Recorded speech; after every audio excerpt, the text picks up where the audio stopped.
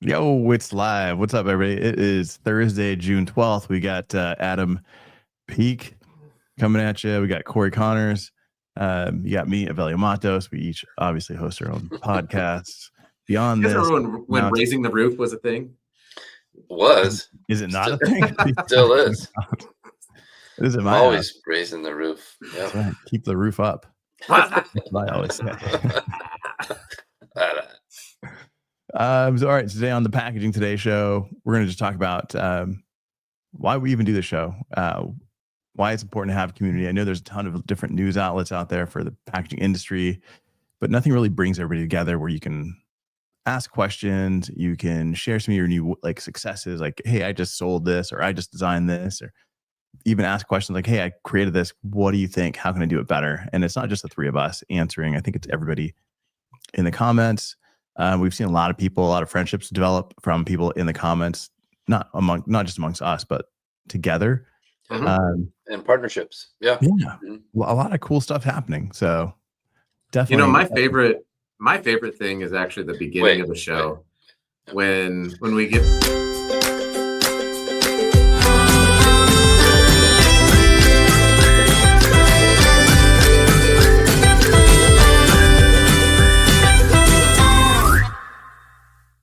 And then packaging shirts. Those are all of my favorites. I just ordered mine. I saw that. You could have just asked. No, but I want to contribute to this society. I appreciate it. www.packagingfashion.com. And go check it out. Yeah, go check it out. Yeah, we got Brian. Brian's shared some packaging with us recently. We'll be talking about that one next week. We're going to go over it and get some questions answered from Brian, but then also if you see the packaging that we share and you've got questions about like how they achieved it or any of that stuff, like this is the place to ask. Stuff. Yeah. Send us your stuff. Let's take a look at it. Send us your package. Yeah. Show us your package. That's right. That's Adam always says. All right. So since we've been why do you do this? It's for the money, isn't it? It's for all the money. Guys, dozens. We're like dozenaires. That's right.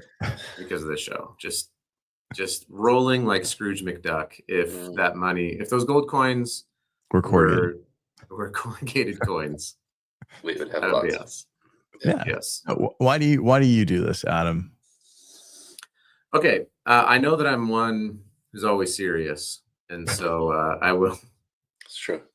I started making content because I felt like we have this incredible industry. It's one of the largest in the world, and just nobody was really doing it. This was like 2011, 2012, which is now a long time ago.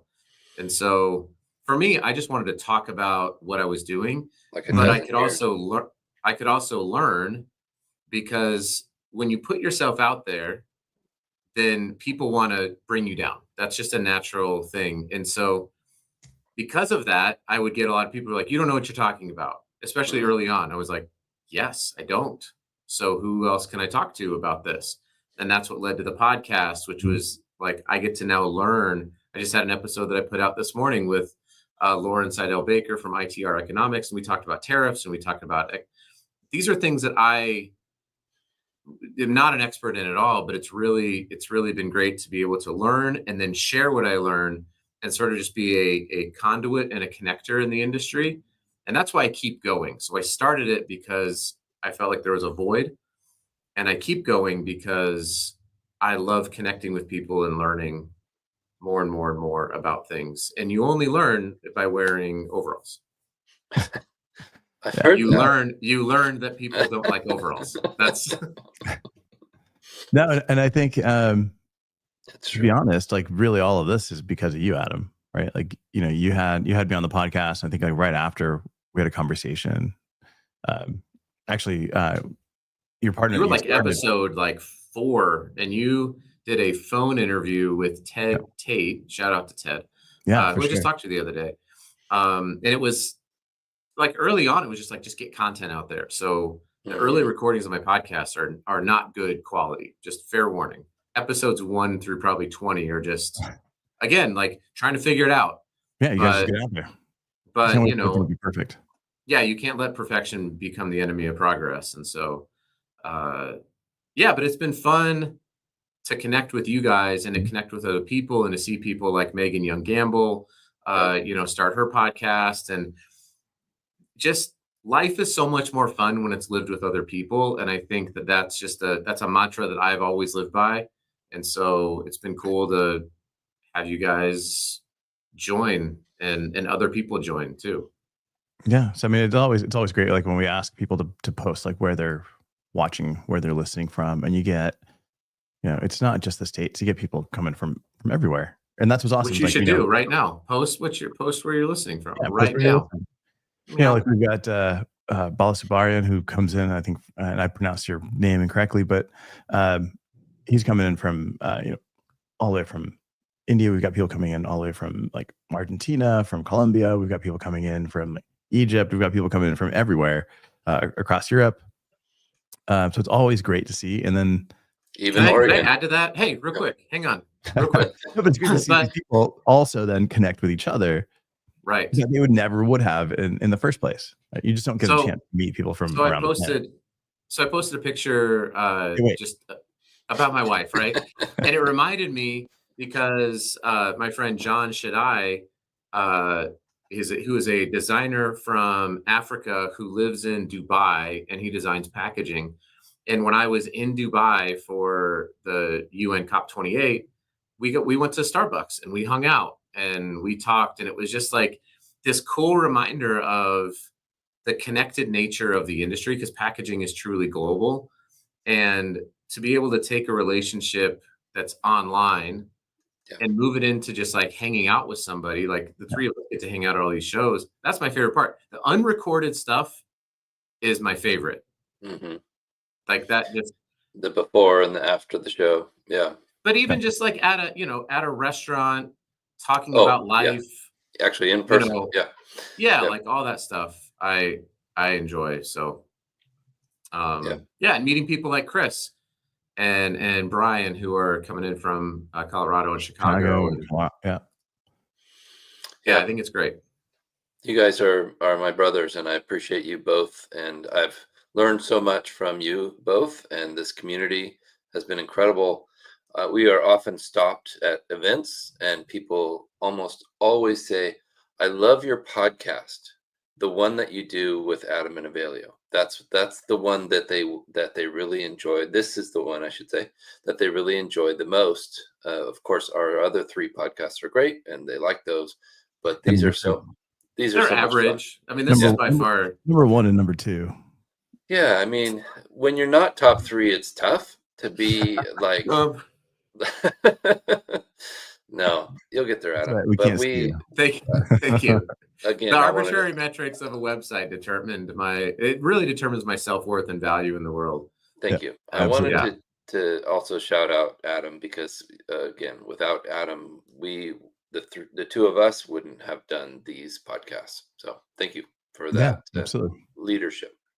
Adam and Ted. All right, man. So just real quick, hey, wait. Hey, wait a second. Hold on. I just saw an article come across my desk from Charlie. The news. The news. How was that for a sound effect? I felt like that was like a C- sound. Yeah, that was perfect. All right. So in India, they're now requiring like all plastic bottles to be 30% PCW, and it's like a big hubbub. Coke, Pepsi are challenging this, but I think it's because the amount of material that's actually being processed in order to now achieve that 30% isn't necessarily realistic. But from the government side, they're looking at all the plastic they see on the streets, all the waste that's washing up on shores, and they're like, we've got to do something with this. But the problem and the solution don't always come together properly. If it's in the water, it's been degraded enough that you can't necessarily reprocess that and make it into something good. Right. But I get that they're trying to avoid plastic that can be recycled going into landfills. But I think you have to work with the brands and see what's realistic and work with infrastructure before you can go ahead and be like, hey, this is what's required. Because now there's a problem, there's a problem in finding the resources in order to achieve these numbers at the volume that these brands are selling product into this country. Yeah, Yeah. kind of a cart before the horse situation. We need to set up the system of recycling and make it more effective. If we can we just go back to talking about me for a second? No, No, Anyway. it does remind me. I had Andrew from Plastics for Change on. He moved to India from Canada, and just about like restoring dignity and worth and value to the waste collectors in India. I know John Shwea. Is that how you say his name? Yes, from Africa. Yeah, is doing a similar thing. So I don't That was mind a great when, episode, by the way. Really enjoyed having him on. He's awesome. Yeah, he's great. I actually have his coming out next week on mine. So, but like, I don't mind when a government says, "Hey, this is what we want to have happen," because I think it does highlight the complexities of. That's right, Hugh. Let's just keep talking about me, and why labels are packaging. But it does highlight the complexities of the supply chain of recycling, and I think can force innovation in order to hit whatever the demand is. Yeah. Well, and John mentioned that they've got 36,000 people that make a living off of recycling in Africa, where he lives in Kenya, and it's an amazing group of people. And he's the president of that society that supports those amazing people working hard to support their families. And they don't need a lot of help. They just need little things like food and healthcare and personal protection equipment, things like that. Right. And then they're saving up for a new truck, and so that they can deliver directly to the recyclers rather than the middleman, which would make them a lot more successful. So things like that are exciting. Well, it takes me back to like was it Lumbani, who's doing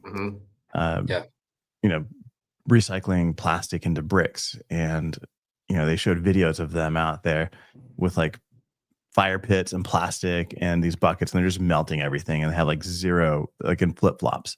Yeah. Right. So I know a handful of people from this community reached out and like, hey, how can we help you? Like, you're doing something that's beneficial. You're building a business. You're also like helping your community, but how can we support you? And, I think like the three of us pitched in, we got them protective gear, like the garments and the boots and everything, so they can continue to do that. And he's always sharing the stuff that they're doing.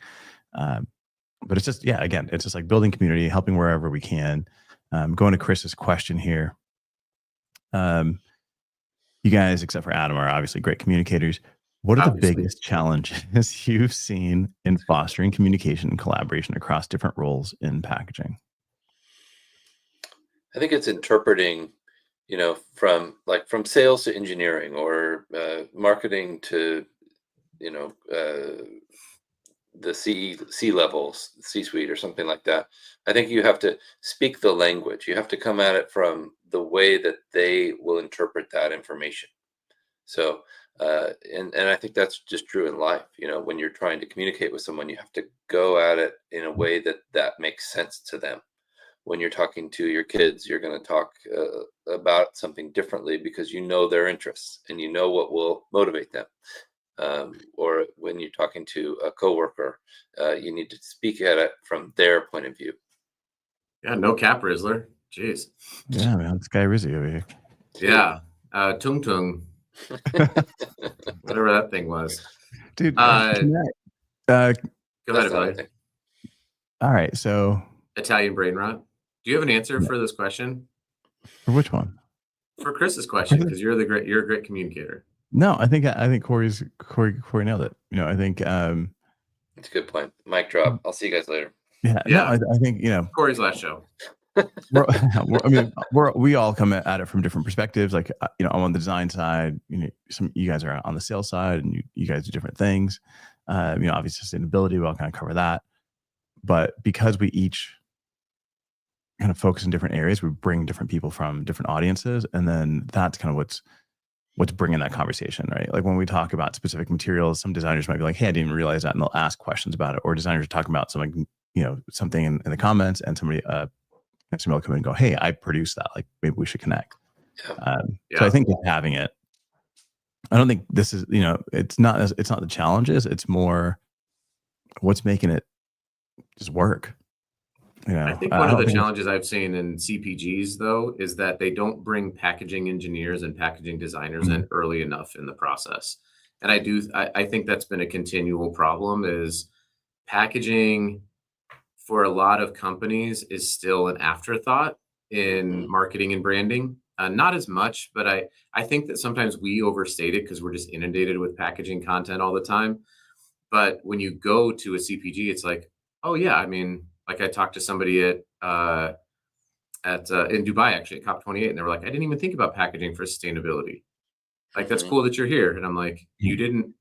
That's crazy. And this is a giant company, and they were a VP, and they just hadn't even thought about because they were so fixated on like transportation and carbon emissions and that kind of stuff, which is all part of it.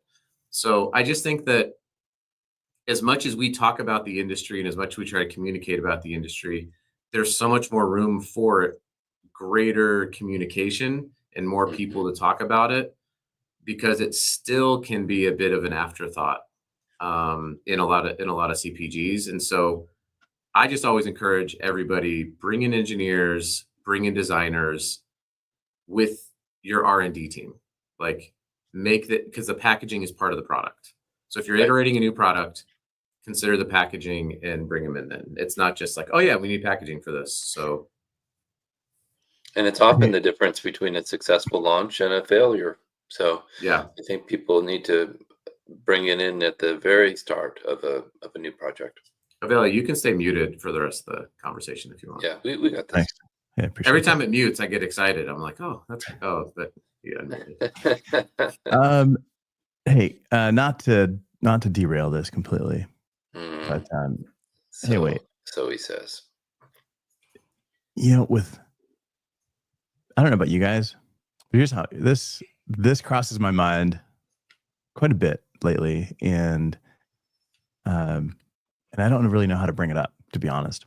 I think like we're talking about boxes, we're making jokes, we're talking about packaging and having a good time about like something that anybody outside of this industry will be like, this is the stupidest thing you guys can possibly talk about. 100%. But then you flip on the news, you scroll through social, you go through, what's happening in the world, and there's like a lot of stuff happening, from, there's so much going on that sometimes I feel like this is the stupidest thing that we could possibly do. Yeah. Like I feel silly sometimes making jokes and laughing about this stuff when there's all these other things happening as well.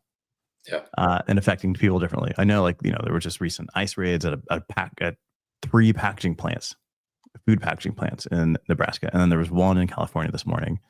I mean, there's just so much stuff that does impact packaging, but it doesn't always have to revolve around packaging. Mm-hmm. It's tough. I mean, I actually think that human beings are not capable of handling the amount of information that we try to take in, much less having an informed opinion about every global issue that you're supposed to be informed about. And so, I mean, I was actually having a conversation with somebody about this yesterday, and I was like, I have 6 kids that live in my house. I have a full-time job. I have multiple people that I do consulting for. We have 2 podcasts. Like I host a basketball podcast out of nowhere. Like, so, and that's not to make light of everything that's happening. It's just to understand that I've spent now 18 years in the packaging industry. I have informed opinions about packaging, and I will speak about that from a position of a level of authority that is commensurate with the amount of time that I put into it. When it comes to like immigration, for example, I'm recording an episode next week with a brand that is started by and run by immigrants from Mexico. And we're going to talk about these things because I want to ask them questions.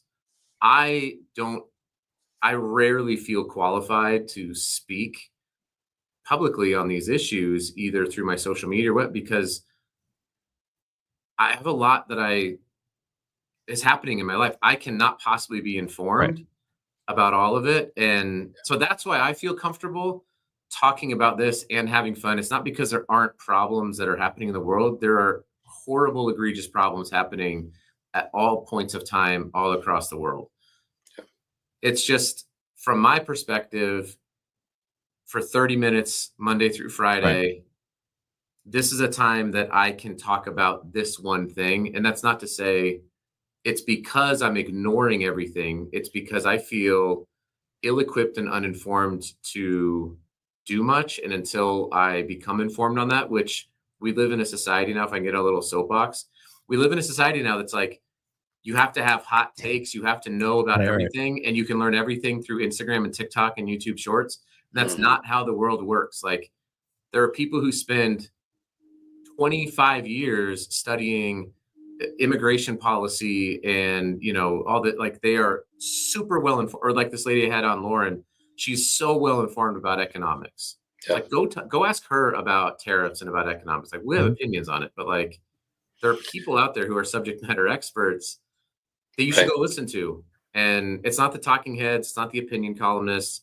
It's usually people who are on the ground doing the work, who are living in the communities, who are doing the work. Like, please go follow them and become informed that way. That would be my take on Off the Soapbox now.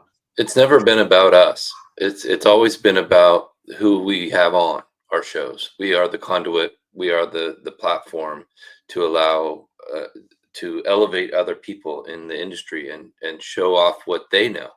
And I think that's my favorite part of doing the interviews and getting to know people that are frankly so much more informed than I am about their niche or their expertise. Yeah. Like we talked about Jonathan Quinn. Like, we brought up the U.S. Plastics Pact, and it's like, we should have Jonathan Quinn on to talk about the U.S. Plastics Pact. Why are we talking about know. Yeah, He's the CEO of the U.S. Plastics Pact. Like, if you want to know about that, like, talk to Jay Quinn. We're happy to facilitate introductions to these people. But that's kind of my take on it. Yeah. No, it's I just didn't want to like ignore it. Right. Yeah. Because people are like, oh, how could you talk about this? Or I always get the comments of whether they're commented on posts or DMs where they're like, of course you lean that way because you designed packaging for Donald Trump and you designed packaging for Elon Musk. It's like, this was years ago. Or they'll be like, of course you lean this way because you lived in California and you are like, dude, you can't win. And not that I'm trying to with the audience, but it's like, there's so much going on. They always try to put you in a box. Yeah.